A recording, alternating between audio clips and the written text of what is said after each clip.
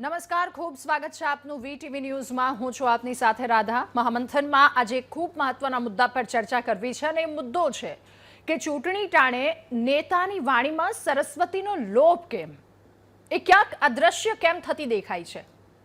આ ચૂંટણીનો માહોલ બરાબરનો જામ્યો છે। આજે રવિવાર, આવતા રવિવારનો એ દિવસ હશે જ્યારે મતદારો પોતાના મતાધિકારનો ઉપયોગ કરશે। એટલે માત્ર એક અઠવાડિયાનો સમય બાકી છે કે લોકોને સુધી એ તમારા સારા કામો છે, સારા કામો પહોંચાડવાનો અથવા તો એમનામાં જે વિશ્વાસ છે એ વિશ્વાસને જીતવાનો।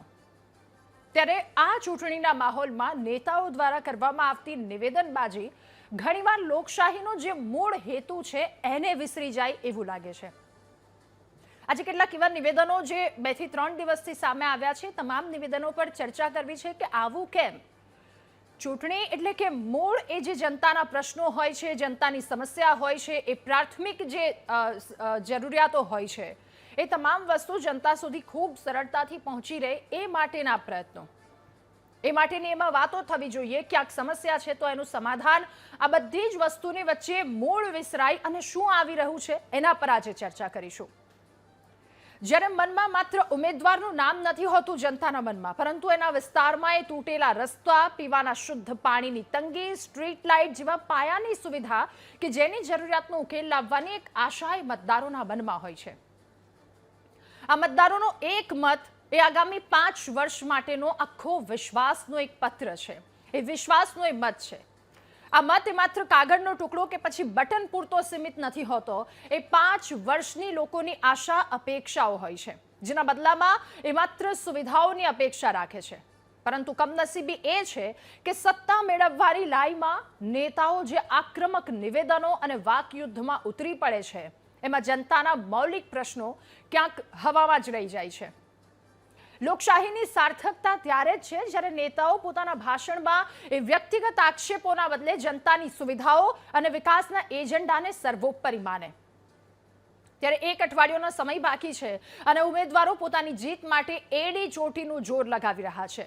5 વર્ષમાં મતદારો માટે આ સૌથી અમૂલ્ય સમય કહી શકાય, મતદારો માટે, જેમાં એમના સવાલોને સૌ કોઈ સાંભળે છે, બહારથી આવે છે એમના સવાલોને સાંભળવા માટે, એમની શું તકલીફ છે એની સમસ્યાનું નિરાકરણ લાવવા માટે, અને આશા હોય છે કે આ સમસ્યાનું નિરાકરણ આવશે। આ તમામની વચ્ચે જામનગરની વાત કે જ્યાં ચૂંટણી પ્રચાર દરમિયાન ભાજપના ઉમેદવારે લોકો પર જ ગુસ્સો કર્યો કે કેટલીક સમસ્યાથી કંટાળેલા હશે, તેમણે પોતાની રજૂઆત કરી કે ભાઈ આ સમસ્યા છે, અમને આમાંથી બહાર કાઢો।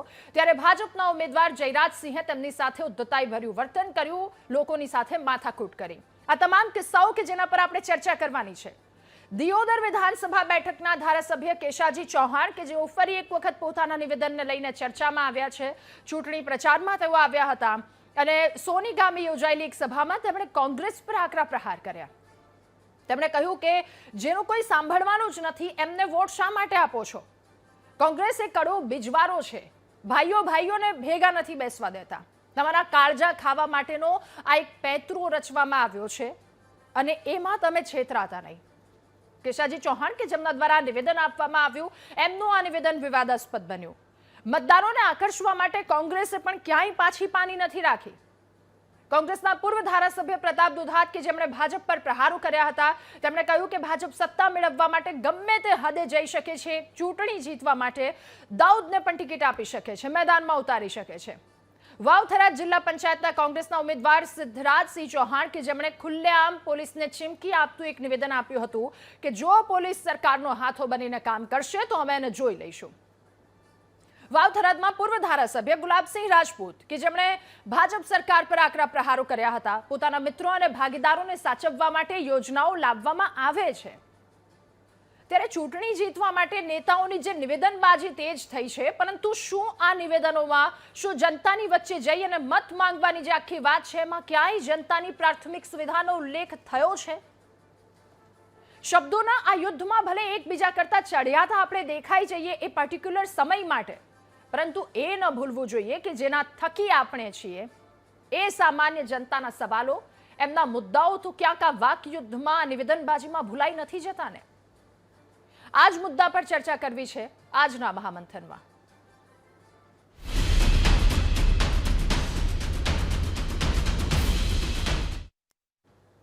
ત્યારે ચૂંટણી લોકશાહીની એક એવી પ્રક્રિયા છે જેમાં વિકાસના મુદ્દાઓ પર ચર્ચા થવી જોઈએ. આગામી 5 વર્ષ માટે શું નવી દિશા, શું નવા કાર્યો એ સ્પષ્ટ થવું જોઈએ.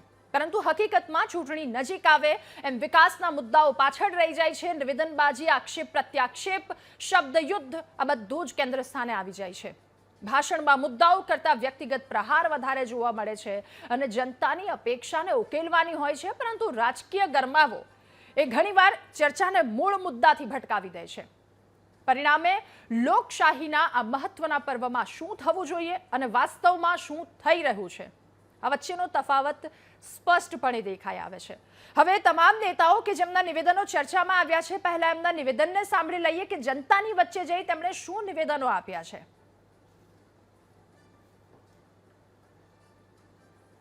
આ કોંગ્રેસ છે ને કડવો બીજવાળો છે, એટલે બે ભાઈઓ મોસે ના બે એવો પેતરો કર્યો હશે છે. એટલે આ કોંગ્રેસે ચેક તમારું કાળજું ખાવા આવે પેતરા રચા છે, એમાં કોઈ ફસાતા નહીં. ત્યારે અમે કોઈ છે જ નહીં. એને તમે ભૂલે ચૂકે ચૂંટીને મોકલશો તોય જવાબ હું આજે આપું છું. એ કોમ લઈને જાશે તો એમ જ કહેવાના છે સરકાર અમારી નથી, અમારું કોઈ વાભળતું નથી. તો જેનું વાભળાવાનું જ ના હોય તો એને વોટ શું કરવા લો છો? અમે આ તમને હાથ જોડીને પાઘડી ઉતારીને કહે કે ભાજપને મદદ કરો, અમે અડધી રાતે જેટલું થશે એટલું તમારું કામ કરશે. આનાથી બીજું શું કહી શકે? હિન્દુસ્તાની પ્રજાને પંડિત જવાહરલાલ નહેરુ કહી અને કાશ્મીરના પંડિત છે એવી રીતે મત માગી અને મૂર્ખ બનાવ્યા છે. એકચ્યુઅલી હકીકતમાં જવાહરલાલ નહેરુ કોઈ પંડિત હતા જ નહીં, મુસ્લિમના દીકરા હતા અને મુસ્લિમ તરીકે કોઈ મત ના આપે. એટલે આ હિન્દુની બહુમતીવાળા દેશમાં શાસન જોતું હોય તો પંડિત તરીકે મત લીધા. અને આપણી ગાંધી સરનેમ એક પણ પરિવાર ગાંધી પરિવારમાં જન્મો નથી, છતાં અત્યારે ગાંધી પરિવારનું નામ હાલે. ઇન્દિરા ગાંધી, સોનિયા ગાંધી, મેનકા ગાંધી, રાહુલ ગાંધી અને પ્રિયંકા ગાંધી. એ તો ક્રિશ્ચિયનો છે, મુસલમાનો છે. અલ્યા ભાઈ, તમારા પાસે કોઈ સામાન રહ્યો નથી. કોમ લઈને જશો તો કેસે સરકાર મારી નથી, તો મત મહેરબાની કરીને ન બગાડતા, કોઈની વાતોમાં ના આવતા અને ભરમાવશે, આપણને ભમાવશે, જો સમગ્ર જાતિને ભરમાવશે. કોઈ પણ વાતમાં આવ્યા વગર મિત્રો પસ્તાવાનો વારો ન આવે. અને વારેઘડી ભૂલ કરીને તો તમારા કામ કરવા અમારા પગ ગાંધીનગર નહીં ઉપડે. આગેવાનો મોટો તાકાત હોય તો તમે અમારી સામે લડવા આવો. પોલીસનું કામ કરવા દો. ચૂંટણીઓમાં ભાજપ કોંગ્રેસ જયારે લડતી હોય અને જયારે અન્યાય થતો હોય ત્યારે પોલીસને ના મૂકો તો તમને ખબર પડે તમારી તાકાત બધે. અમારો કોંગ્રેસનો એક કાર્યકર હોય અને તમારા ભાજપના 1000 હોય ને તો મોરે મોરો દઈ દેવા કોંગ્રેસ તૈયાર છે. એટલે ભૂલ કરીને પછતાશો, મોરે મોરો આવી જાઓ. કેટલાય નિવેદનો જે આપવામાં આવ્યા છે કે કોઈનું કામ થશે નહીં તો પછી એને જોઈ લેવામાં આવશે, અથવા તો પોલીસ જે તરફી જે કામ કરશે તો પછી એને પણ જોઈ લેવામાં આવશે. આ તમામ નિવેદનો, પરંતુ આની વચ્ચે જનતાના એ મુખ્ય સવાલો ક્યાં છે? આ તમામ વસ્તુની વચ્ચે આપણે મહામંથનમાં આજ મુદ્દા પર ચર્ચા કરવી છે. આપણી સાથે નેતા ભાજપ રાજુ ધ્રુવ કે જેઓ થોડી જ વારમાં હમણાં આપણી સાથે જોડાશે, નેતા કોંગ્રેસ ઠાકરસિંહભાઈ રબારી આપણી સાથે જોડાયા છે, વરિષ્ઠ પત્રકાર સંજયભાઈ જોશી આપણી સાથે જોડાયા છે, રાજકીય વિશ્લેષક પ્રશાંતભાઈ ગઢવી આપણી સાથે જોડાયા છે અને પત્રકાર જપ્તવ્યભાઈ આપણી સાથે જોડાયા છે. આપ સૌનું ખૂબ સ્વાગત છે મહામંથનમાં. શરૂઆત પ્રશાંતભાઈ આપનાથી કરવી છે. તમામ નેતાઓના નિવેદન સાંભળ્યા અને ક્યાંક મોરે મોરાની વાત કરવામાં આવી છે, ક્યાંક એવું કહેવામાં આવ્યું છે કે પાઇપ નાખી દીધી છે, પણ જો મત નહીં આપો તો પછી ત્યાં પાણી હજી આવવાનું બાકી છે, એ પાણી નહીં આવવા દઈએ, અને જો તમે અમને મત નહીં આપો તો ગાંધીનગર સુધી અમારા પગ નહીં ઉપડે. એટલે આ ગિવ એન્ડ ટેકની આખી જે વાત છે, પરંતુ એમાં મુખ્ય સવાલ સત્તા કોઈ પણ નહીં હોય, એ ભાજપની હોય, કોંગ્રેસની હોય, કોઈ પણની હોય, એમનું મુખ્ય કામ શું છે તો કે જનતાના સવાલોનો ઉકેલ લાવવાનો. પરંતુ આ ક્યાંય દેખાઈ રહ્યું છે? આ મૂળમાં તમને શું દેખાઈ રહ્યું છે આ બધી જ વસ્તુના? તમે જેનું ઉદ્દેશીને વાત કરી કે પાઇપ નાખી અને પાણી નહીં આપીએ, આ નેતા થોડુંક ભાન એટલે ભૂલ્યા. અમારા સુપ્રસિદ્ધ હાસ્ય કલાકાર હરસુરભાઈ ગઢવી એક જોક્સ કાયમ કહેતા કે બેન મત માગવા આવ્યા અને એમણે એવું કીધું કે ગઈ વખતે તમે મને મત આપ્યા, મેં તમને નળ આપ્યો, હવે આ વખતે મત આપો તો એ નળમાં હું પાણી આપીશ. એટલે એકચ્યુઅલી નેતા એવું કહેવું જોઈતું હતું, ભાઈ પાઇપો નખાઈ ગઈ તમારી આશીર્વાદથી, તમે જે મને ગઈ વખતે જનાદેશ આપ્યો, હવે આમાં પાણી લાવવાનું છે, એ પણ આ વખતના જનાદેશના આશીર્વાદથી લઈ આવવાનો પ્રયત્ન કરીશ. એટલે આ આખી અલગ રાજનીતિ, એટલે રિવર્સ રાજનીતિ આ નેતાએ ચાલુ કરી. મૂળ વાત તમે જેને હું કહો છો સરસ્વતીનો લોપ કેમ, એને અમે અમારી ભાષામાં વર્બલ ડાયરિયા કહીએ છીએ, મોઢામાંથી નીકળતો ડાયરિયા. અને ચૂંટણી ટાણે આ ડાયરિયા એટલે કાયદેસર એસિડિટી, ગેસ અને કબજિયાતનો ત્રિવેણી સંગમ જ, બીજું કંઈ જ નથી હોતું આમનામાં. કારણ કે ચૂંટણી ટાણે એક તો ભાન ભૂલવું. હવે અત્યારની ચૂંટણી કેવી થઈ ગઈ છે, ઘણા સમયથી આપણે જોઈ રહ્યા છેલ્લા 1-2 દાયકાથી ચૂંટણીની આખી ભાષા વ્યાખ્યા બદલાઈ ગઈ છે. સામેવાળાને કેટલો ખરાબ ચિતરું, એટલે ફોરેનમાં છે ને એક મડ ફેસ્ટિવલ થાય, એકબીજા ઉપર કાદવ ઉછાળાય. એટલે હું તો ઘણીવાર કહેતો હોઉં છું કે કાદવ, એ જે મડ ફેસ્ટિવલ છે એને આપણો રાષ્ટ્રીય તહેવાર જાહેર કરી દો, ચૂંટણીનો તહેવાર. આપણે લોકશાહીનો પર્વ તો ઉજવીએ જ છે ચૂંટણીના નામે, પણ હવે તમે જે રીતે કાદવ કીચડ ઉછાળો છો એટલે આપણે આને મડ ફેસ્ટિવલ કરવું જોઈએ. આ તમે જે વાત કરો છો પ્રાથમિક સુવિધાના મુદ્દાની રાજનીતિ રહી નથી સામેવાળાને. કારણ કે જે 1-2 દાયકાની હું વાત કરું છું ને, એમાં મૂળ વ્યાખ્યા એટલા માટે બદલાઈ છે કે પહેલાં એક 2 આંખની પણ શરમ હતી કે ભાઈ નેતા અલગ પક્ષનો છે, મતભેદ છે, મનભેદ નથી. પણ હવે રાજકીય કટ્ટરતા, એમાં પણ જે હાલની સત્તાધારી પાર્ટીને જે એક પ્રકારનું મદ આવ્યું છે ને, એ મદના હિસાબે એમને ક્યાંય ભાન જ નથી રહેતું કે સામેવાળાને ચિતરવામાં. હવે 75 વર્ષ આઝાદી થયા તોય આપણે નહેરુ ગાંધી પરિવાર આજે સાંભળી રહ્યા છીએ. આજે ક્યાંય તમે આખા આ ચારેયના ભાષણ, ગમે આખા ગુજરાતની ચૂંટણીના એક ભાષણને તમે લઈ આવો, ક્યાંય કોઈએ એવું કીધું કે ભાઈ મેં છેલ્લા 5 વર્ષમાં તમારા ગામના ચક્કર માર્યા છે અને આટલા પ્રશ્નો બાકી છે મારા ધ્યાનમાં આવ્યા છે, આટલા રજૂઆતો આવી છે, એ હું કદાચ પૂરી નથી કરી શક્યો. જેમ ગઈકાલ મોદી સાહેબે કઈ સરસ માફી માંગી કે મારી બહેનો મને માફ કરે, હું બિલ પાસ ના કરાવી શક્યો. એમણે એકેય વાર એવું કીધું કે ભાઈ મને માફ કરજો, 5 વર્ષમાં તમે અમને પ્રતિનિધિ બનાવ્યા, આટલા કાર્યો અમારાથી રહી ગયા છે, ચૂક રહી ગઈ છે, એ અમે આવનારા 5 વર્ષમાં પૂરા કરશું. હવે કોંગ્રેસનો આટલો બધો ડર ભાજપને કોંગ્રેસનો, આ બધું મને કંઈ સમજણ નથી પડતી. કારણ કે આમ જોવા જાવ તો તમે કહો છો કોંગ્રેસ ક્યાંય છે નહીં, દિશાવિહીન છે. અચ્છા, કોંગ્રેસ પોતે જ્યારે હોય ત્યારે માત્ર મોદી સાહેબની ગાળો, માત્ર ભાજપને ગાળો દેવી, ક્યાંય પ્રોપર રોડમેપ 5 વર્ષમાં તમે શું કર્યું છે એની કોઈ ઓડિટની વાત નથી. આ ખાસ શું છે કે ચૂંટણી ટાણે આ બધું એટલા માટે કે એક તો પોતાની ટિકિટ બચાવી રાખવાની દરેક વ્યક્તિને, કે માંડ મળી છે એટલે જીતી જવું પડશે, જીતીશ તો રિપીટ થઈશ, જો હારી જઈશ તો પાછો ઘેર બેસી જઈશ. આ જે આખી ગડમથલ ચાલે છે એ 1 દાયકામાં આખી વ્યાખ્યા, આખી ભાષા બદલાઈ ગઈ છે. પહેલાં એવું હતું કે કોઈ ટકોર કરવાવાળા હતા. ઘણીવાર પક્ષમાં આપણે એવું કહીએ છીએ, જેમ મહાભારતની અંદર ભીષ્મ પિતામાં બેઠા હતા તોય કહેવાયું કે દ્રૌપદીનું ચિરહરણ થયું, એ ચિરહરણ થવા દીધું. એમ એ ચિરહરણ અત્યારે થઈ રહ્યું છે, કોઈ જોઈ નથી રહ્યા. એટલે વાણી વિલાસ જે અત્યારે થઈ રહ્યો છે, પહેલા લોકોને પોતાના વડવાઓની, સિનિયરની બીક હતી, ગોડ ફાધરની પણ બીક હતી. હવે આખી શરમ, લાજ, લે બધું નેવે મૂકી દીધું છે. બધાને એવું છે કે હું મેદાનમાં ઉતર્યો છું અને મારી સામે જે મારો દુશ્મન જ છે, મારે એને મારી જ નાખવાનો છે. એમ કાયદેસર આ વર્બલ 302 એમને કરવી છે. ઓકે સંજયભાઈ, હવે આપની પાસેથી જાણવું, સમજવું છે. અત્યારે આપણી સાથે નેતા ભાજપ રાજુભાઈ પણ જોડાયા છે. રાજુભાઈ, આપનું પણ ખૂબ સ્વાગત છે મહામંથનમાં. સંજયભાઈ, હવે આપની પાસેથી જાણવું, સમજવું, સરસ્વતીનો લોપ આજે નેતાઓના ભાષણમાં દેખાઈ રહ્યો છે. આપને શું લાગે છે, ખરેખર મૂળ મુદ્દાઓ પર ચર્ચા થાય છે, એ મુદ્દાઓ ભૂલાઈ જાય છે? કારણ કે 5 વર્ષનો જો મતદારો માટેનો કહી શકાય તો આ ગોલ્ડન પીરિયડ છે કે જે લોકો સાંભળતા નથી, જેમની ઓફિસ પર જાઓ છો ત્યારે નથી સાંભળતા, હવે એ લોકોના દ્વાર પર આવે છે અને પૂછે છે શું સમસ્યા છે, અમને જીતાડો, અમે તમને આ સમસ્યાનું નિરાકરણ લાવી દઈશું. આ સમસ્યા લોકો કહે છે, ત્યાં પણ ઉમેદવારો દાદાગીરી કરે છે. એટલે આ તો ક્યાં સુધી પહોંચ્યું છે સંજયભાઈ?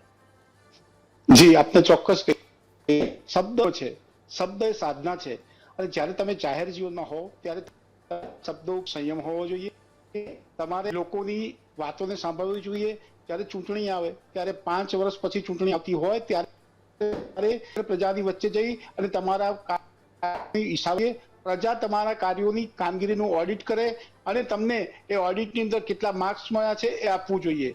પરંતુ વક્રતા એ છે, અત્યારની કડવી વાસ્તવિકતા છે કે લોકો, જે નેતાઓ છે તેઓ સમજી છે માત્ર વાણી વિલાસ કરવાથી એકદમ ફેમસ પણ થઈ જવાય છે અને એમના વાણી વિલાસથી તેઓને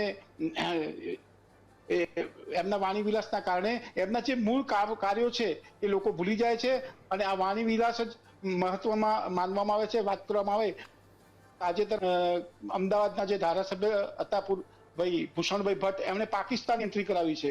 પરંતુ પાકિસ્તાન અહીંયા માત્ર મારો કહેવાનો આશય એ જ છે કે માત્ર વિવાદાસ્પદ નિવેદનો કરી અને એક ચૂંટણીનો ગરમાવો ઊભો કરવામાં આવે છે અને એના કારણે જે મતદારો છે એ પણ આ જ્ઞાતિવાદ, પ્રાંતવાદ, ભાષાવાદ અથવા હિન્દુત્વવાદ, સેક્યુલરવાદ, બિન સેક્યુલરવાદમાં વેચાઈ જાય છે અને જે મૂળ મુદ્દા છે એને કોરાણે ધકેલી દેવા માટે આ પ્રયુક્તિ છે એવું કહીએ તો કશું ખોટું નથી. સંજયભાઈ, જો આખા ગુજરાતની વાત કરીએ, કમ્પેર કરીએ અલગ અલગ વિસ્તારોમાં, તો વાવ, થરાદ એ જે ઉત્તર ગુજરાત છે, અલગ અલગ જગ્યા જ્યાં વધારે આક્ષેપ પ્રતિ આક્ષેપ કરવામાં આવ્યા છે, જ્યાં વધારે આવા વાકબાણો ચાલ્યા છે, આના પર આપનું શું કહેવું છે? હું ચોક્કસ કહું છું કે ખરેખર પબ્લિક પરેશાન છે. પબ્લિકને 5 વર્ષ કાયદા બજાવ એ લોકોએ પોતાનો હિસાબ આપવો જોઈએ. હિસાબ આપવાનો તો એક બાજુ રહ્યો, પરંતુ ભાજપ હોય કે કોંગ્રેસ હોય, બંને પક્ષો દ્વારા આક્ષેપ પ્રતિ આક્ષેપનો દોર ચાલે છે. એમાં મૂળ મુદ્દાઓ ભૂલાઈ ગયા છે. સરહદી બનાસકાંઠા જિલ્લાની વાત કરવામાં આવે તો પાણીની વિકટ સમસ્યા છે. નો ડાઉટ પાણીની વિકટ સમસ્યા માટે નર્મદાના નીર અહીંયા લાવવાનો પ્રયાસ કરાયો છે, પરંતુ આ મૂળભૂત જે પ્રશ્નો છે એ પ્રશ્નો કોરાણે મુકાઈ જાય અને માત્ર પર આક્ષેપો પ્રતિ આક્ષેપોનો દોર ચાલે અને જે મતદારો છે એ જે આ લોકોની સ્કીમ છે, નેતાઓની સ્કીમ છે, મતદારોને આકર્ષી અને વિવાદાસ્પદ નિવેદનો કરી અને વોટ બેંકના ભરવાની જે વાત છે. ઓકે જપ્તવ્યભાઈ, હવે આપની પાસેથી જાણવું સમજવું છે, વર્ષો પહેલાની ચૂંટણી અને અત્યારની જો બંનેને કમ્પેર કરીએ, શું લુપ્ત થતી દેખાઈ રહ્યું છે? જો એ શબ્દની વાત કરીએ તો એ ક્યાંક ને ક્યાંક ચોક્કસથી એ તમામ વસ્તુ છે જ, પરંતુ શું બદલાવ જુઓ છો, શું નવું જુઓ છો અને સાથે શું ઘટી રહ્યું છે? દાદા, જો ભૂતકાળ એટલે આ દેશના, આ રાજ્યના રાજકીય ઇતિહાસના પ્રચાર પ્રસારના માધ્યમોને યાદ કરીએ ને તો મને યાદ છે કે અમે જ્યારે નાના હતા ત્યારે અલગ અલગ શહેર કે ગ્રામ્ય વિસ્તાર કે નગરોમાં, પોળમાં, સોસાયટીઓમાં લોકો ચૂંટણી ટાણે તોરણ બાંધતા, હે ને, રાજકીય પક્ષના તોરણો બંધાતા, પછી ભીતચિત્રો લખાતા. સામાજિક વિસ્તારના વરિષ્ઠ આગેવાનો હોય અથવા તો જે તે વિસ્તારના વડીલો હોય એમને સાથે લઈ અને ચૂંટણી પ્રચારમાં નીકળાતું. ચૂંટણી પ્રચારમાં જ્યારે ઉમેદવાર નીકળે ત્યારે તેમના કરતાં કોઈ વડીલ ઉમેદવાર હોય અને તેમના કરતાં કોઈ નાના બાળકો હોય તો તેમના માથે હાથ ફેરવીને મત માંગવાનો પ્રયત્ન કરે. કોઈ યુવાન ઉમેદવાર હોય અને કોઈ વડીલ પાસે મત માંગવાના હોય તો પગે લાગે, એમને હાર તોરણ કરાય. એટલે આ પ્રકારની સાચા અર્થમાં ભારતીય સંસ્કૃતિની પદ્ધતિને ધ્યાને રાખી અને મત માંગવાનું એક સિસ્ટમ હતી. હવે ધીમે ધીમે સમય બદલાયો એટલે જનતાની અપેક્ષાઓ વધી છે એમ સમજી અને રાજકીય પક્ષો એવી રીતે પ્રચાર પ્રસાર કરવા લાગ્યા કે અમે વિકાસ કરી રહ્યા છે, અમે રાજ્ય સરકાર કે નગરપાલિકા કે પંચાયત ક્ષેત્રોમાં આવતા આ જનતાના પૈસા, આ બજેટને સદુપયોગ કરી રહ્યા છે અને એમ કરીને એક એ મુદ્દા બજારમાં મૂક્યા. હવે આ બધા બજારમાં મૂકતા અને ફેરણી ફરતા સભાઓમાં પણ, સ્થાનિક નાની મોટી સભાઓમાં પણ આ પ્રચાર પ્રસારનું માધ્યમ પરિણમ્યું અને એના કારણે તમે જુઓ છો એ પ્રમાણે આપણે જે આ ડિબેટ શરૂ કરતા પહેલા કેટલાક વાક્યો સાંભળ્યા કે પ્રચાર પ્રસારના માધ્યમથી એ સમયે જ પ્રત્યક્ષ કે પરોક્ષ રીતે તેમની સામે બેઠેલા સામાન્ય નાગરિકો, સામાન્ય જનતા, જેને આપણે મતદાતા કહીએ છીએ, એટલે મત માગતા સમયે ધમકી આપવી પડે અને મતદાતા બેસીને સાંભળી લે. રાધા, હું સાચું કહું ને તો હવે સમય એ છે કે જો કોઈ પણ મતદાતા કોઈ પણ મંચ પરથી કોઈ પણ રાજકીય પક્ષના નેતાના મોઢામાંથી જો આ શબ્દ નીકળે ને એમણે ત્યાં જ જગ્યા છોડી દેવી જોઈએ. નાગરિકે, મતદાતાએ ત્યાંથી સ્થાન છોડીને નીકળી જવું જોઈએ. શા માટે ભાઈ અમે સાંભળીએ તમને આવી રીતે? હું પત્રકાર તરીકે એમ માનું છું કે હું નાગરિક પણ છું, એટલે કોઈ રાજકીય પક્ષનો ઉમેદવાર જો આ ધાક ધમકીવાળા સૂરમાં કે કટાક્ષવાળા સૂરમાં જો તમને કંઈ પણ કે જો ના ગમતું હોય તો એ સભા સ્થાન છોડી દેવું જોઈએ. અરે ભાઈ, તમે અહીંયા મત માંગવા આવ્યા છો, તમારું રાજકીય પક્ષ કે ઉમેદવારીનું સ્થાન જો જનપ્રતિનિધિ તરીકે બની જશે તો તમે અમને કેવી રીતે સમજાવશો અને કેવી રીતે લોભાવશો એ વાતને તમારે ધ્યાને રાખવાનું છે. તમારે મત માંગવાના છે, તમે ધમકીના સૂર ઉચ્ચારો તો એ કેવી રીતે ચાલે? હું તો એમ માનું છું કે આ ઉમેદવારો જ્યારે નક્કી થાય છે ને ત્યારે પણ આ બધા મુદ્દાઓ એ રાજકીય પક્ષોએ ના વડીલો, જે લોકો મવડી મંડળ તરીકે ઓળખાય છે એમના, એ લોકોએ ધ્યાને રાખવાનું છે. તમારી પાસે હવે તમે જુઓ કેટલાક આ બુદ્ધિશાળી રાજકીય પક્ષો, જે લોકો પોતાને સાચા અર્થમાં બુદ્ધિશાળી પક્ષ સમજે છે, એમને તો અલગ અલગ પ્રકારના કેટલા બધા હોય છે. મહિલા મોરચા હોય છે, એમના યુવા મોરચા હોય છે, અલગ અલગ રાજકીય પક્ષમાં તમે જુઓ તો ડોક્ટર સેલ, લોયર સેલ હોય છે. ભાઈ, ત્યાંથી અભ્યાસુ બુદ્ધિશાળી માણસોના ઇન્ટરવ્યુ લો ને અને એમને પૂછો ને કે સાચા અર્થમાં સમાજમાં જઈએ તો શું આપવું જોઈએ. વડોદરા કોર્પોરેશનની વાત હોય, અમદાવાદ, રાજકોટ, ભાવનગર, જુનાગઢ, સુરત, એવા 7 મહાનગરો, પછી હવે તો બીજી 15 મહાનગરપાલિકા થઈ ગઈ. આની આ સ્ટાઇલમાં તમે મત માંગવા નીકળશો અને નાગરિકો પણ જો ચૂપચાપ, હું તો નાગરિકોને કહું છું ભાઈ શા માટે ચૂપચાપ સાંભળીએ? સમય આપણો સાંભળવા એમને જવાનું. જનતાના પૈસા બજેટ સરકારમાં ગોઠવાય, સરકારે એ બજેટનો સદુપયોગ કરીને જનતાને સુવિધા આપવાની, એના બદલે મત માંગવાના સમયે ધાક ધમકીના સૂર સાંભળવા. અરે ભાઈ, જરા પણ જરૂર નથી. સીધી સિસ્ટમ છે 130 કરોડ નાગરિકોની. બહુ સરસ બંધારણ છે, બહુ સરસ આયોજન છે. રાષ્ટ્રપતિ, પ્રધાનમંત્રી, નીચે એમના મંત્રાલયો, જે તે અધિકારીઓની બહુ સરસ સિસ્ટમ. આ બધી ટ્રાન્સપરન્સી સાચા અર્થમાં નાગરિકની સુવિધા માટે હોવી જોઈએ. હવે તમે તો મત માંગવાના નામે જો કોઈ પણ ધમકીભર્યા સૂર ઉચ્ચારો અથવા તમે એમ કહો, જેવું આપણે હમણાં પેલામાં એક વિડીયોમાં સાંભળ્યું રાધા, હું મારી વાત નાનકડી પૂરી કરું, કે તમને પાણી આવી રીતે પાઇપ નહીં મળે અને પાણી નહીં મળે, ફલાણું ઠીકણું જે પણ હોય, કેવી રીતે નાગરિક ચલાવી લે ભાઈ? આ નાગરિકની મજબૂરી જરાય નથી. હું રાજકીય પક્ષના અગ્રણીઓ બેઠા છું, એમને પણ પૂછવા માંગુ છું, તમને લાગે છે કે તમારા જે પણ ઉમેદવારે આ પ્રકારની ટિપ્પણી કરી એ ઠીક છે? તમારે પણ સમજવાની જરૂર છે. નાગરિકો હવે ધીમે ધીમે અભ્યાસુ થઈ રહ્યા છે, એવું સ્વીકારો છો ને કે ભારત મહાસત્તાની રેસમાં આગળ છે, તો એ ખાલી માત્ર રાજકીય પક્ષોથી નથી, એ નાગરિકોનું પણ એમાં ક્યાંક ને ક્યાંક ઇન્વોલ્વમેન્ટ છે. એ નાગરિકો જે અભ્યાસુ થયા છે, બહુ સારી મેડિકલ કોલેજમાં ભણતા દીકરા દીકરીઓ છે, તો એ લોકો હવે સમજશે ને તો તમને ધીમે ધીમે નકારશે, હું એવું માનું છું. બિલકુલ. અને આ નેતાજીનું જે નિવેદન છે કે પાઇપલાઇન નખાઈ ગઈ છે, કે શહેરી હવે જાગી જાઓ. જી બિલકુલ. આ પાઇપલાઇન નખાઈ ગઈ છે, હવે પાણી નહીં આપવામાં આવે. વિકાસના કાર્યો કોના પૈસાથી થાય છે? જનતાના પૈસાથી થાય છે ને. સુરતના ભાજપના જ ઉમેદવાર જેમણે કહ્યું હતું કે એમના કોઈક સ્પીચ દરમિયાન કંઈક આમ આદમી પાર્ટીના કોઈક વ્યક્તિએ કહ્યું હતું, શું તમારા પૈસાથી? તો સામે ભાજપના ઉમેદવાર, ભાજપના એમએલએ કે જેમનો એ જવાબ હતો કે લોકોના પૈસાથી જ વિકાસ થાય છે. તો લોકોના પૈસાથી વિકાસ થાય છે તો લોકોને આવી ધમકી આપવાની શું જરૂર છે?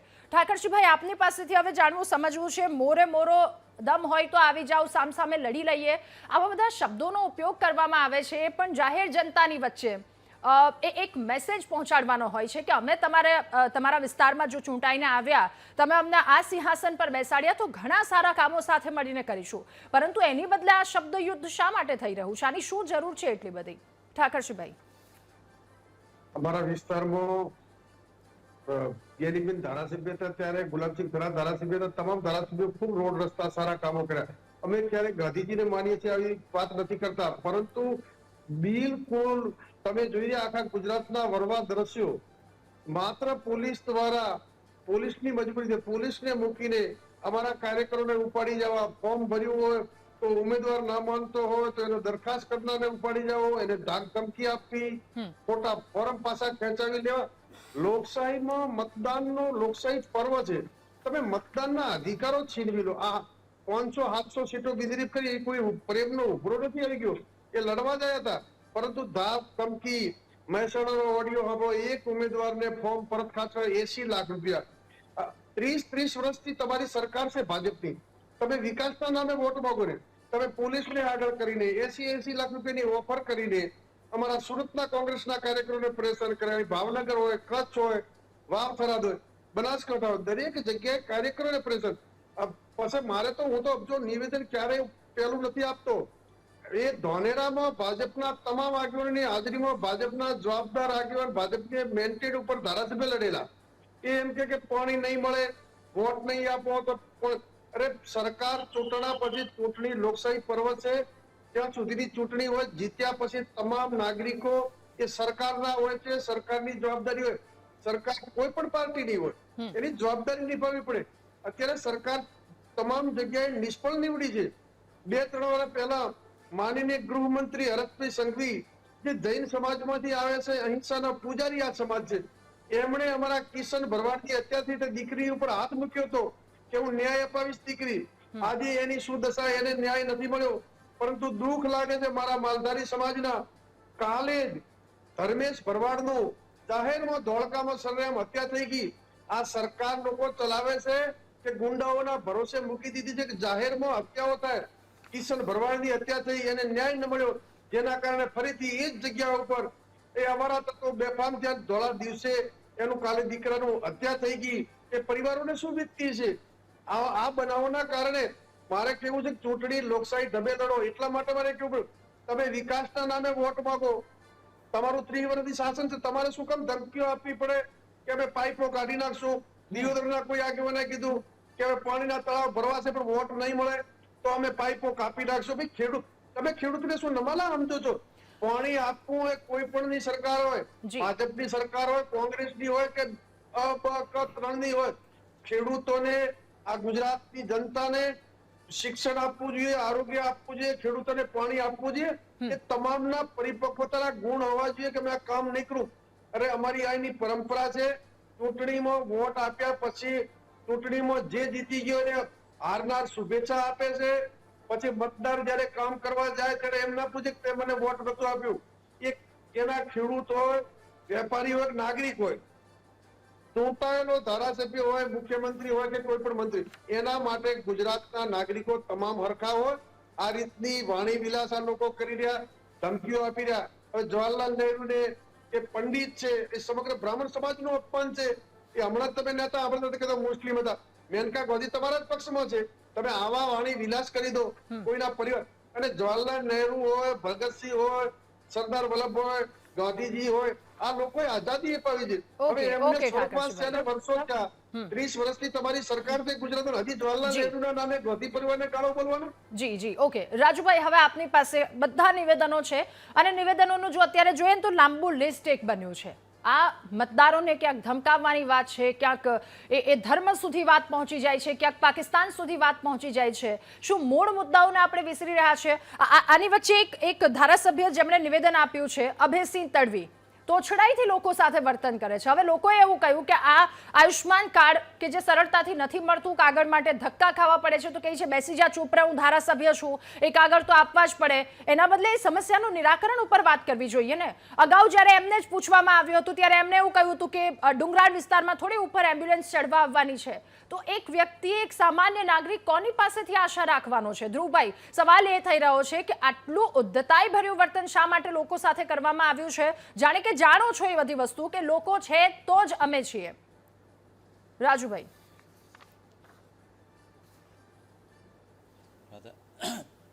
રાધાબેન, એક આપને કહું, 7.5 કરોડની વસ્તીનું ગુજરાત રાજ્ય, આજે અત્યારે ચૂંટણી ચાલે છે, 34 જિલ્લા પંચાયતો છે, 15 મહાનગરપાલિકાઓ છે, 260 જેવી તાલુકા પંચાયત છે અને 90 થી 100 જેવી નગરપાલિકાઓ છે. બેન, હવે આવા સંજોગોમાં આપ જુઓ, ક્યાંક બન્યું છે, આ કોઈ પણ વ્યક્તિને રફ બોલવાનો અધિકાર જ નથી, ઉદ્ધતાઈથી બોલવાનો કોઈ વ્યક્તિને અધિકાર નથી, ન બોલવું જોઈએ નૈતિક દ્રષ્ટિ. અને બીજું, મારી પાર્ટી, અમારા પક્ષના સિદ્ધાંતમાં કાંઈ ક્યાંય આવતું જ નથી કે તમે લોકોની સાથે રફ વ્યવહાર કરો, બરાબર? આ એક વાત.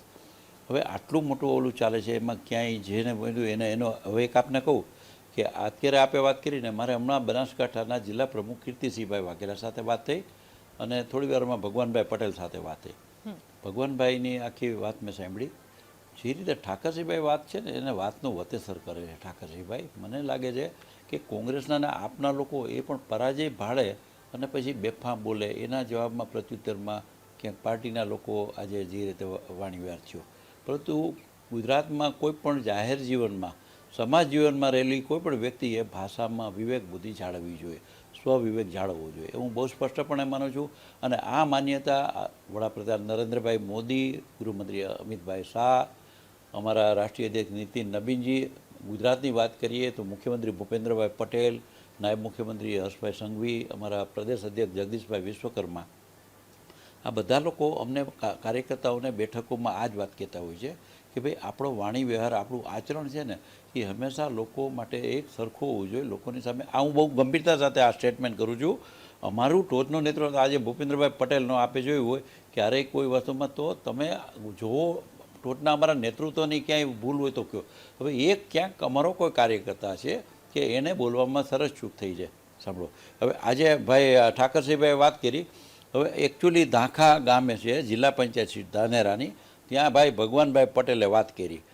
ધાનેરા વિધાનસભામાં એ 2022માં લડેલા, બરાબર? હવે થરાદનું ભાપી ગામ, ત્યાંથી ધાનેરા તાલુકાના દરેક ગામને તળાવ ભરાય તે માટે 1500 કરોડ રૂપિયાનું રાજ્ય સરકારે યોજના મંજૂર કરી અને એનું અત્યારે પાઇપલાઇન નખાવાનું કામ ચાલે છે અત્યારે.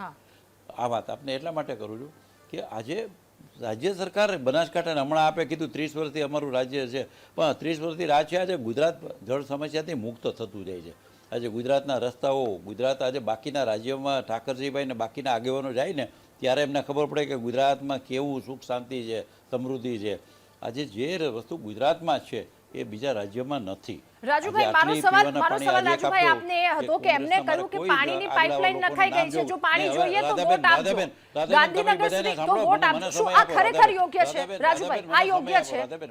મને 2 મિનિટમાં હું પૂરું કરી દઉં રાધાબેન, નહીં 2 મિનિટમાં હું પૂરું કરી દઉં કે કોંગ્રેસના મારા મિત્રો કાગા રોડ મચાવે છે, તો બેન આજે ગુજરાતની નર્મદા યોજના 1960માં મુહૂર્ત થઈને 2014માં નરેન્દ્રભાઈ મોદી વડાપ્રધાન થાય ત્યારે તો પૂરી થાય, અને ગુજરાતના મુખ્યમંત્રી તરીકે એમણે અનશન કરવું પડે. હવે આવી પરિસ્થિતિમાં એ નરેન્દ્રભાઈ મોદીએ સૌની યોજના 2012માં શરૂ કરી. આજે સૌરાષ્ટ્રના તળાવોમાં એ સૌની યોજના મારફત પાણી ભરાય છે. આજે રાજકોટની જ વાત કરું, રાજકોટનો આજી ડેમ છે આજે 90% પાણીથી ભરેલો છે, ન્યારી ડેમ 90% પાણીથી ભરેલો છે. રાજુભાઈ એ પછી કામ પર સુજલામ બિલકુલ સુફલામની સવાલો વાત કરી નથી. ઉત્તર ગુજરાત. એ કામ કર્યા છે એટલે જ તો નર્મદા લોકોએ વોટ યોજનાના આપ્યા છે ને. કારણે પાણી ભરાને એ નર્મદા યોજના નરેન્દ્રભાઈ મોદીને કારણે પૂર્ણ થઈ. હા હું એ જ કહી રહી છું, એ કામ કર્યા છે, લોકોનો એક વિશ્વાસ બન્યો છે એટલે વોટ. તમે હમણાં એમ કીધું રાજુભાઈ એમ કીધું કે એક બે કાર્યકર્તાઓ. રાજુભાઈ એક મિનિટ. ગુજરાતની પ્રજાનો હંમેશા આભાર માનીએ છીએ કે બિલકુલ, પ્રજાએ હા. અમારામાં ભરોસો મૂક્યો છે, અને ગુજરાતની પ્રજાનું ઋણ અમે આપને કહું એક આમ કઈ પડે ચૂકવવાનો અમારો પ્રયાસ છે. આજે ગુજરાતની રાજુભાઈ, પ્રજાની સુખાકારી માટે આજે અમારું સમગ્ર રાજ્ય સરકાર, ભાજપની સરકાર કામે લાગી છે. મુખ્યમંત્રી ભૂપેન્દ્રભાઈ હોય કે હર્ષભાઈ સંઘવી હોય કે જગદીશભાઈ વિશ્વકર્મા, આ હું બેન એટલા માટે રાધાબેન વાત કરું છું કે અમારા ટોચના નેતૃત્વને આપ જુઓ કે એના વાણી વ્યવહારમાં ક્યાંય આપને એપ દેખાણી. હવે કોઈ એક કાર્યકર્તા છે તો સામે કોંગ્રેસના લોકો રાજુભાઈ હું એ જ કહેવા જઈ રહી હતી. રાજુભાઈ હું એ જ કહેવા જઈ રહી હતી. તમે કીધું કે એકાદ કાર્યકર્તાનું આ 10,000 જેટલી સીટ છે એમાં એકાદ કાર્યકર્તાનું આવું વર્તન, આવું નિવેદન હશે. સાંસદ સુધીના MLA, સાંસદ, કાર્યકર્તા, ઉમેદવાર તમામ લોકોએ આવા નિવેદનો આપ્યા છે. તો ક્યાંક તો કોઈ કંટ્રોલ હોવું જોઈએ ને. કામને લઈને સવાલ નથી. કામ છે તો લોકો વોટ આપે છે, લોકો એ જગ્યા સુધી બેસાડે છે. સવાલ અહીંયા છે કે આવું વર્તન લોકો સાથે કેટલી હદે યોગ્ય છે. MLA સુધીના નિવેદનો છે આવા, MP સુધીના. રાજુભાઈ બેન રાધાબેન, રાધાબેન આપની વાત સાથે સહમત છું. આવો કોઈનો વ્યવહાર ન ચલાવી લેવાય. અને મારી પાર્ટી મારા પ્રદેશ અધ્યક્ષશ્રીએ જવાબદાર લોકોને કડક સૂચના પણ આપી છે કે ભવિષ્યમાં આ પ્રકારનો કોઈ વાણી વ્યવહાર ન હોય. આજે જ્યારે હું આપની સામે ડિબેટમાં આવ્યો ત્યારે મેં પ્રદેશ કાર્યાલયમાં જાણકારી મેળવી. અમારા પ્રદેશ અધ્યક્ષ શ્રી જગદીશ વિશ્વકર્માજીએ આજે જે કંઈ ઘટના બની એમાં તાકીદે તાત્કાલિક જિલ્લા પ્રમુખોને સૂચના આપી, અને જ્યાં શક્ય ભાઈનું કોન્ટેક્ટ થઈ શક્યો ત્યાં લાગતા વળગતાને કીધું કે ભાઈ આપણા વાણી વ્યવહાર, આપણા આચરણમાં હંમેશા ધ્યાન રાખજો. આપણી સંસ્કારિતા ભારતીય જનતા પક્ષની હંમેશા રિફ્લેક્ટ થવી જોઈએ. આ હું એટલા માટે બેન આપને રાધાબેન કહું છું કે અમને એક વ્યક્તિ પણ આવી ભૂલ કરે નથી ગમતી. આજે એઝ અ હોલ ભાજપના આજે આટલા અમારા સક્રિય સભ્યો છે, લાખો સક્રિય સભ્યો છે, કરોડો પ્રાથમિક સભ્યો છે, એક પણ સભ્ય આ પ્રકારનું વાણી વ્યવહારમાં ક્યાંય ઉદંડાઈ આવે, એનામાં ક્યાંય અહંકાર આવે તો બેન અમારી પાર્ટીને નથી ગમતું. એટલા માટે કે અમે પ્રજાના ટ્રસ્ટીઓ છીએ. આજે જે કાંઈ અમે વિકાસ કાર્ય કર્યો છે, ગુજરાતની પ્રજાએ ભરોસો મૂકીને અમને શાસન ઠાકરશીભાઈ આપની વાત ટૂંકમાં પછી ફરી એકવાર આપની પાસે આવું. ઠાકરશીભાઈ પ્રજાના પૈસે વિકાસ જી રાજુભાઈ. ધ્રુવભાઈને વિનંતી કરું છું કે હર્ષભાઈ સંઘવી કિશન ભરવાડની હત્યા થઈ ત્યારે હાથ મૂક્યો હતો કે દીકરી આ હત્યારાઓને ધડબેસ લાખ અને જમીનમાં દાટી દેશો, હર્ષભાઈ બોલ્યા હતા. આજે ફરીથી ધર્મેશ ગમારા એ જ જગ્યા ઉપર અમારા માલધારી સમાજના દીકરાની કાલે હત્યાથી કાયદાની વ્યવસ્થા ક્યાં છે? ધ્રુવભાઈ ક્યારે તમે આ લોકોના એન્કાઉન્ટર કરશો, ક્યારે સજા આપશો? ધ્રુવભાઈ ટૂંકમાં જવાબ આ વાતનો. 2 વર્ષમાં ધોળકામાં ગુજરાતમાં કાયદો વ્યવસ્થા જેવી ધ્રુવભાઈ કયું નથી. લોકોને તમારા ઉપર અપેક્ષા હતી. અમારા માલધારી સમાજ છે, ભરવાડ સમાજ છે, એ ભાજપને 90% સાથે છે. છતાંય અમારા યુવાનોની સરેઆમ હત્યા થાય. હર્ષભાઈ રોજ કહેતા હોય છે ગમે એવાને છોડશું નહીં, તો તમે એને ક્યારે સજા કરશો? રાજુભાઈ ખૂબ ટૂંકમાં.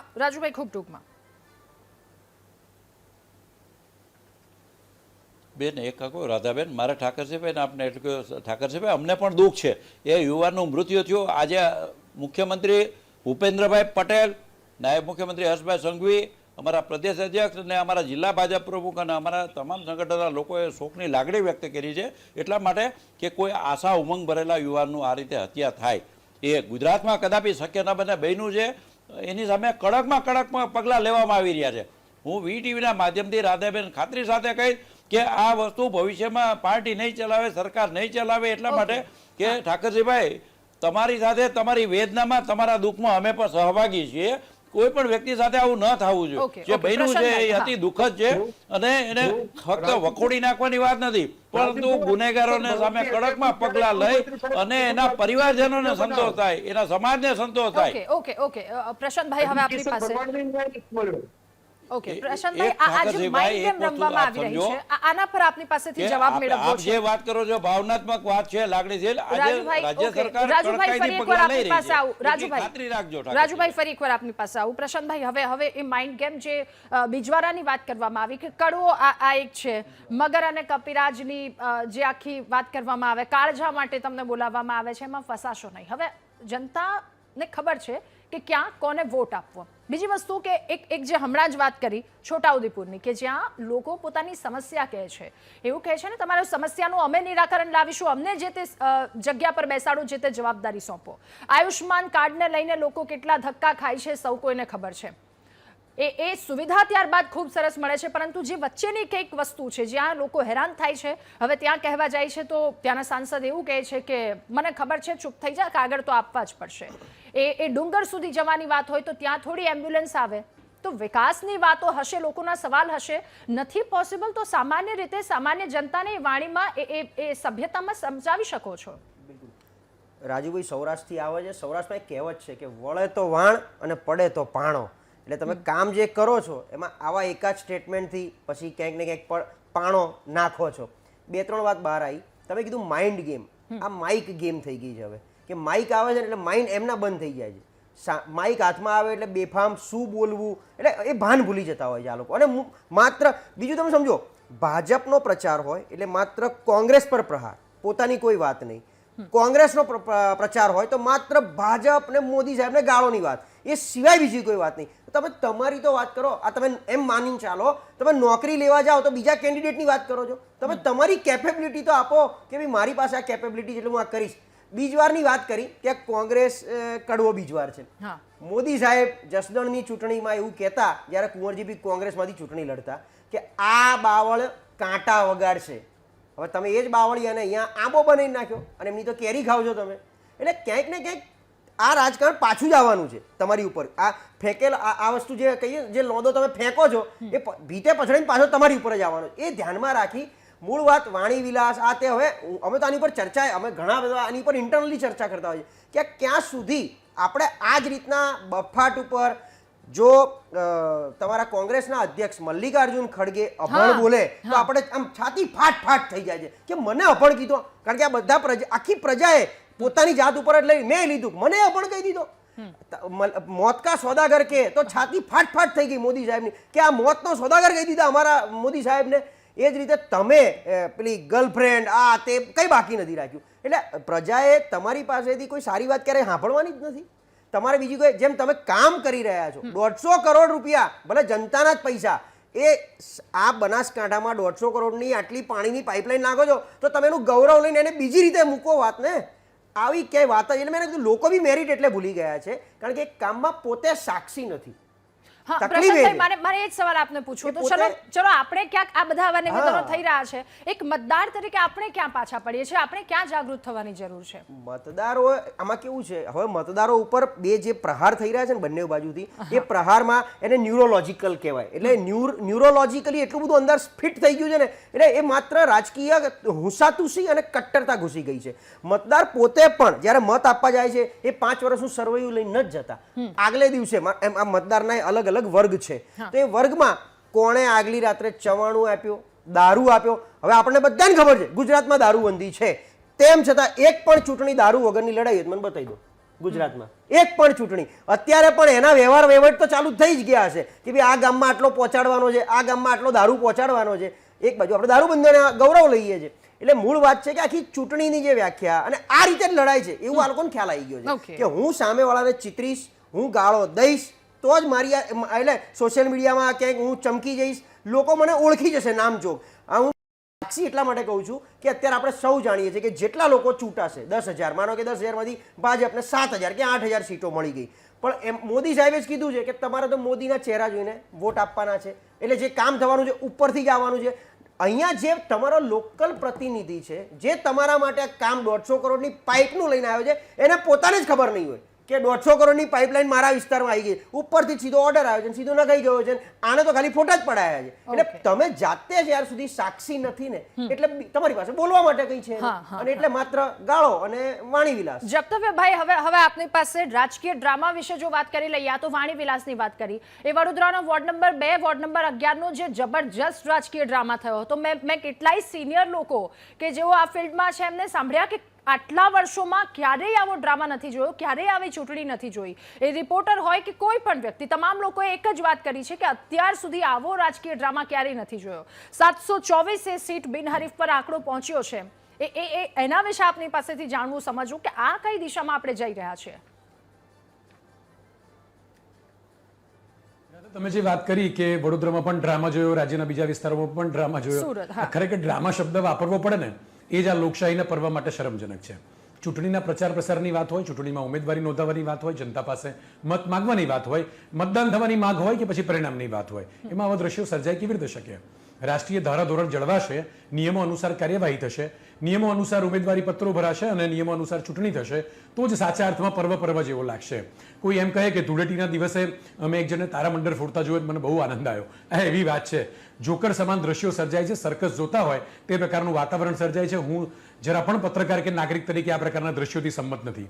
આજનો જે મુદ્દો છે ને એ પણ ખૂબ રસપ્રદ છે અને એ બધી વાતો અરસપરસ છે. જો ચૂંટણીના શરૂઆતના દિવસોમાંથી જ આ પ્રકારની વાતો અને આ પ્રકારના દ્રશ્યો કાબૂમાં રાખવામાં આવે, હું માનું છું સિસ્ટમ પણ આના માટે પ્રત્યક્ષ કે પરોક્ષ રીતે સંકળાયેલી છે, તો એને પણ ધ્યાન રાખવાની જરૂર છે અને નાગરિકોએ તો ખૂબ સમજવાની જરૂર છે. રાધા, બહુ એક સમજવા જેવી વાત છે. સામાન્ય રીતે જો આ પ્રકારના રાજકીય વિષયોની ચર્ચાનું વાતાવરણને આપણે એનાલિસિસ કરીને સમજીએ ને તો સામાન્ય આપણે જે સમાજમાં રહીએ છીએ ને, સમાજમાં અલગ અલગ પ્રકારની વિચારધારા સાથે અને રસ ધરાવતા લોકો રહેલા છે. કોઈને આઈટીમાં રસ છે, કોઈને ચૂંટણીમાં રસ છે, કોઈને પોતાના કરિયરમાં રસ છે, કોઈને સાચા અર્થમાં સામાજિક જીવનમાં રસ છે. હવે અલગ અલગ રસ ધરાવતા લોકો ક્યારેક આ પ્રકારના ભાષણો કે આ પ્રકારના ચૂંટણી પ્રચાર પ્રસાર સાંભળવા પહોંચી જાય છે અને ત્યારે જો આ પ્રકારનો વાણી વિલાસ સાંભળવા મળે એટલે સાચા અર્થમાં આપણે જેમ કહીએ છીએ કે યુવાઓ આ દેશનું ભવિષ્ય છે, પણ યુવાઓ આ દેશના ભવિષ્યને વર્તમાનમાં જે રીતે અનુભવી રહ્યા છે તો એને ભવિષ્ય તરફ એ લોકો સ્વીકારશે કેવી રીતે? હું આજે રાજુભાઈ બેઠા છે અને કોંગ્રેસના આગેવાન બેઠા છે કિશનસિંહ, હું એમને પણ પૂછવા માંગુ છું કે રાજુભાઈ એમ કહ્યું કે તેમના પ્રદેશ અધ્યક્ષે એમ કહ્યું કે ભાઈ દરેક જિલ્લાના અધ્યક્ષને કહ્યું છે વાણી વિલાસ થયો કે ભાઈ આ પ્રકારનું ચલાવી ના લેવાય, તમે જરા ઠપકો આપજો. ઠપકો આપ્યો. જે નાગરિકોએ સાંભળ્યું એમના વતી આજે બેઠેલા આ પ્રતિનિધિઓ માફી માંગશે કે ભાઈ હા, અમારા વતી જે બોલાયું એ ખોટું છે, અમને માફ કરી દેજો. એક ટેક્સની પાવતી બાકી રહી જાય ને, કોર્પોરેશન પંચાયતમાં તો પાણીનું કનેક્શન કપાઈ જાય, વીજળીનું બિલ બાકી રહી જાય, ગેસનું બિલ બાકી રહી જાય તો એના કનેક્શનો કપાઈ જાય, નોટિસ આવી જાય. આ પ્રકારની સ્થિતિ અને વહીવટી તંત્રને સ્વીકારીને નાગરિકો સ્વીકૃતિના ભાવ સાથે ટેક્સ સાથેના અલગ અલગ ખર્ચ પોતે નાગરિક તરીકે, જવાબદાર નાગરિક તરીકે ભરે છે અને જીવે છે. અને જો એ નાગરિકોને સરકારના પ્રચાર પ્રસારના માધ્યમ દરમિયાન આ પ્રકારના વાણી વિલાસને શા માટે સાંભળવો પડે ભાઈ? અને શા માટે સાંભળે? એનું મુખ્ય કારણ એ છે કે જે પ્રસાર કરવા નીકળે છે એ લોકોએ તો પોતાના મીટરને આગળ લાવી બતાવવાનું છે કે અમે આટલા એલિજિબલ છે. એના બદલે તમે ધમકી વાળી વાત કરો, કેવી રીતે ચાલે? તમે જે મને હમણાં સવાલ પૂછ્યો એ પણ સમજવા જેવો છે કે ધમકી ભર્યા જ વાતાવરણના કારણે તો શું ખરેખર ઉમેદવારી પત્રો પાછા ખેંચવાની સ્થિતિ નહોતી આવી ને? પ્રત્યક્ષ રીતે કોઈ ઉમેદવાર નહીં સ્વીકારે, આપણે બધા જાણીએ છીએ, પણ ખરેખર એક ઉમેદવાર કોંગ્રેસમાંથી ફોર્મ ભરે અને પછી એ ઉમેદવારી પત્ર પાછા ખેંચવાના ગણતરીના કલાકો કે મિનિટો બાકી હોય ત્યારે ફોર્મ પાછું ખેંચી લે અને કોંગ્રેસમાંથી ભરેલા ફોર્મ પાછું ખેંચનાર ઉમેદવાર એ ભાજપના આગેવાનના ઘરે પહોંચી જાય. અરે વાહ ભાઈ વાહ, આ તો 3 પત્તાની બાજીમાં દેખાય છે મને એકો અને નીકળે છે ગુલામ, એ પ્રકારની સ્થિતિ સર્જાતી હોય એવા રાજકીય દ્રશ્યો સર્જાય છે. હું માનું છું કે આ દેશ એ બહુ મોટા બંધારણ અને નિયમોને અધીન ચાલે છે. એટલી સુપર મેનેજમેન્ટ સિસ્ટમ છે, માત્ર જરૂર છે એને સિસ્ટમની રીતે ફોલો કરવાની. આ દેશના પ્રતિનિધિઓ સામાજિક સંગઠનો સાથે જોડાયેલા અલગ અલગ આગેવાનોએ એમણે પોતાના આત્માને પૂછવાની જરૂર છે, શું તમે ખરેખર જે કરો છો એ મૂડીલક્ષી વિષયોને સમાજ સુધી પહોંચાડવાનું એક પ્રયત્ન છે કે સાચા અર્થમાં સત્તા મેળવી અને કોઈ પણ પ્રકારના અલગ અલગ કલરના પટ્ટા પહેરી અને સોટાબાજી કરવાનો? સંજયભાઈ, હવે આપની પાસે એ જાણવું છે કે આ તમામ નિવેદનો કે જેના પર આપણે સૌ કોઈએ ચર્ચા કરી, સરસ્વતીનો લોભ જે આપણને દેખાયો કે ક્યાંક આ બધી વસ્તુ અદ્રશ્ય થઈ જાય છે આ નિવેદનબાજીઓની વચ્ચે. હવે એક તરફ આ તમામ વસ્તુને મૂકીશું અને બીજી તરફ એ વાત મૂકીએ કે શું ચર્ચા થવી જોઈતી હતી. ખાસ કરીને ઉત્તર ગુજરાતના તમામ રાજ્યો પર ચર્ચા કરીએ તો કઈ કઈ વસ્તુ છે જેના પર ખૂબ મજબૂતાઈથી કામ થવાની આવશ્યકતા છે? બંને પક્ષો માટે કયા એવા મહત્વના કામો કે જેના પર ચર્ચા થવી ખૂબ આવશ્યક છે? સંજયભાઈ. ચોક્કસ તમારી વાત સાચી છે, તમારી વાત સાથે સહમત છું કે જે મુદ્દાઓ ચૂંટણી અંદર ચર્ચાવા જોઈએ એ ચર્ચાયા નથી. સરહદી બનાસકાંઠા જિલ્લાની વાત કરવામાં આવે, ઉત્તર ગુજરાતની વાત કરવામાં આવે તો સિંચાઈના પાણીના પ્રશ્નો છે. પાણીની વિકટ સમસ્યાથી બનાસકાંઠા અને વાવથરા જિલ્લો પણ ઝઝૂમી રહ્યો છે. છેક નર્મદાથી નીર લાવી અને અહીંયા તળાવ ભરવામાં આવી રહ્યા છે. આ બધી સમસ્યાઓના કારણે એ સમસ્યાનો કાયમી ઉકેલ આવે. વારંવાર કેનાલો તૂટી જાય છે, કેનાલોમાં તકલાદી કામ થાય છે, જે રોડ રસ્તાના કામ છે અથવા જમીન સંપાદન કરવામાં આવે છે, બાયપાસ બનાવવામાં, ઉત્પાદનનું જે ખેતરોની જમીન છે એમાં ખેડૂતોનું આર્થિક રીતે બહુ શોષણ થયું છે. એવા બહુ વ્યાપક ફરિયાદો ઉઠી છે, જેમાં જે બાયપાસ પસાર થવાનો હતો એની આજુબાજુની જગ્યાઓ જમીનો ઉદ્યોગપતિઓ લઈ લીધી છે અને ખેડૂતોને પાણીના મોલે પધરાવવામાં આવી છે અને ઉદ્યોગપતિઓને ફાયદો થયો છે. આ બધા જે વ્યાપક મુદ્દાઓ છે એ મુદ્દાઓ પર ચર્ચા, પરંતુ આપણે કહ્યું એમ કે આ સરસ્વતીનો લોપ થયો છે અને તમામ રાજકીય પક્ષો પણ આ માઇન્ડ ગેમ રમી રહ્યા છે. ને ખબર ને આ પ્રશ્નોથી દૂર કરવા માટે, ગુમરાહ કરવા માટે આ વિવાદાસ્પદ નિવેદનો કરવામાં આવે છે. અત્યારે જોવામાં આવે તો રામ નહીં પણ રાવણ, કંસ નહીં કૃષ્ણ નહીં પણ કંસ અને ગાંધી નહીં પણ ગોડસેની જો વાત કરવામાં આવે તો માણસ સોશિયલ મીડિયામાં એના નિવેદનો વિવાદાસ્પદ બનીને ચમકતા હોય છે. તો એ દિશામાં તમામ રાજકીય પક્ષો માઇન્ડ ગેમ રમી અને આગળ વધી રહ્યા છે. જી ઓકે. એટલે સંજયભાઈ જે રીતે જણાવ્યું, એ ખેડૂતથી લઈ રોડ રસ્તા, પાણી, ઘણા બધા મુદ્દાઓ છે જેના પર ચર્ચા, જે મુદ્દાઓ લોકોની વચ્ચે મુકાવવા અને એના પર કામ થવું ખૂબ વધારે આવશ્યક છે. ક્યાંક કામ પણ થઈ રહ્યું છે, પરંતુ સામેની બીજી તરફની વાસ્તવિકતા પણ આ છે. આ જ મુદ્દા પર ચર્ચા યથાવત રાખીશું. મહામંથનમાં હાલ રોકાઈએ એક નાનકડા બ્રેક માટે.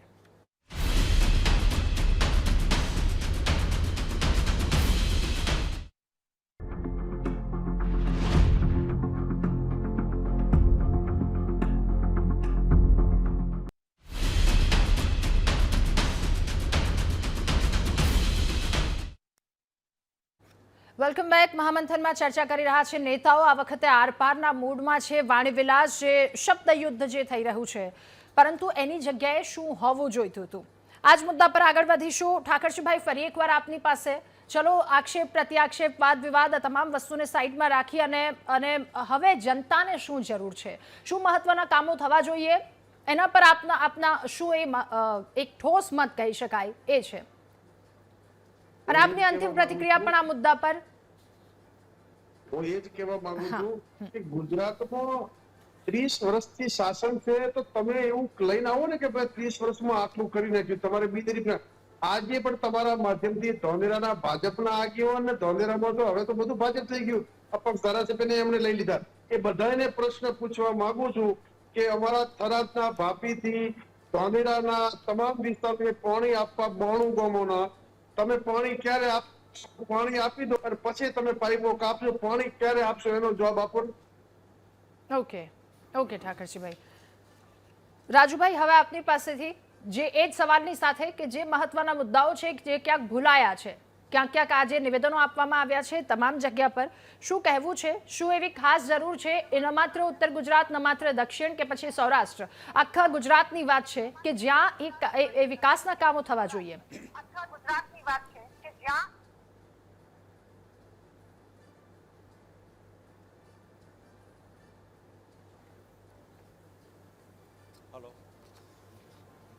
જી રાજુભાઈ.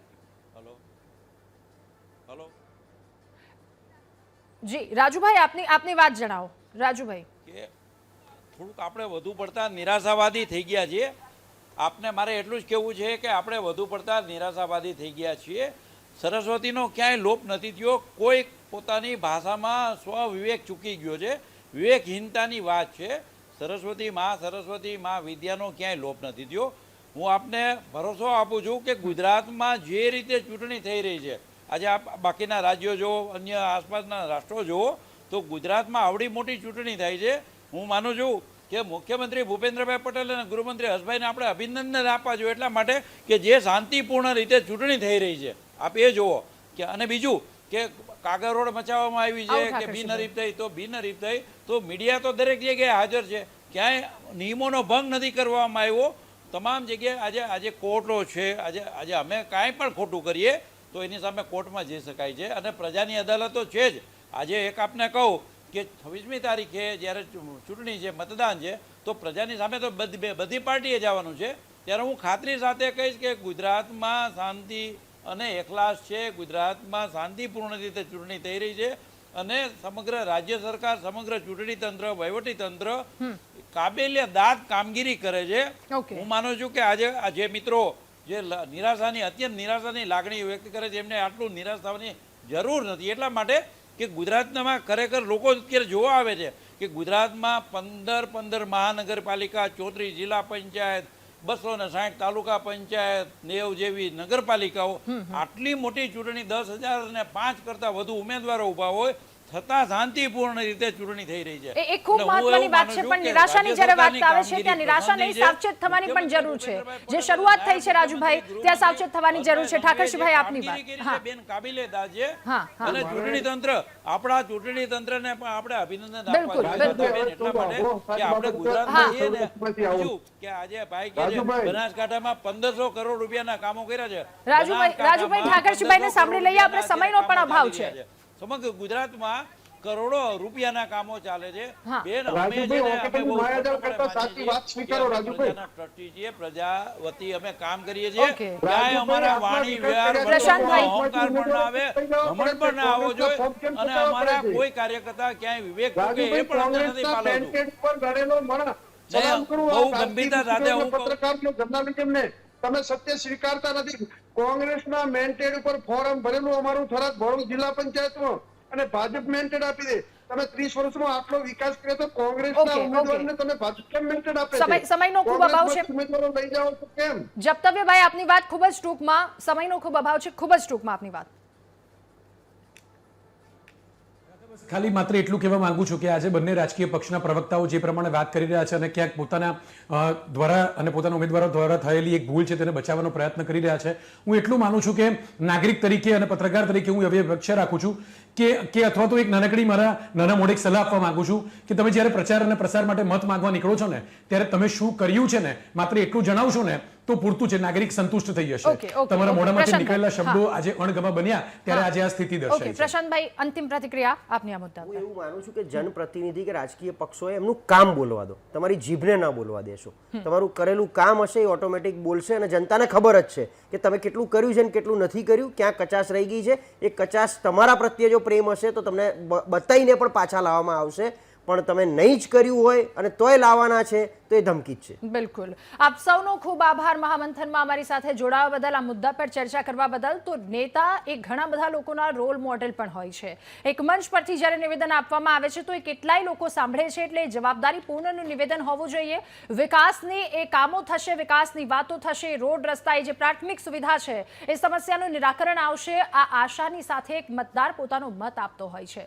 એ આશા, એ અપેક્ષા પર ખરા ઉતરવાની ખૂબ વધારે આવશ્યકતા છે. આ સાથે મહામંથનમાં હાલ બસ આટલું જ. વધુ સમાચાર અપડેટ્સ માટે આપ જુઓ VTV ન્યૂઝ. નમસ્કાર.